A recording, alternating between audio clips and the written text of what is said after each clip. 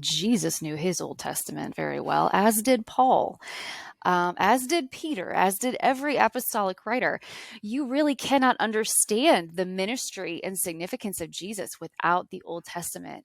There are deep, layered, almost poetic things that are happening in the Old Testament that are setting us up to understand just how magnificent and breathtaking the ministry of Jesus is, that we don't get if we just are dropped into the New Testament context.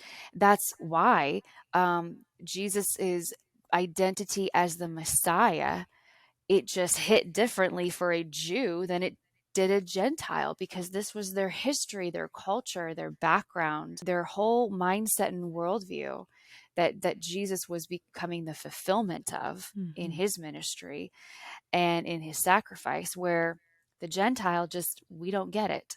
We didn't have that same understanding. And that's part of why, not exclusively, but part of why there was such friction in the early church, is here's these Gentiles being brought in on the same level as Jews. And you have Jews going, what? They don't understand our customs and traditions and all of that. And the gospel certainly removed all of those as barriers to get to God, or a method of how to be in relationship with God. But that doesn't mean that those traditions were meaningless. It means that we were no longer bound to them as a way of worship.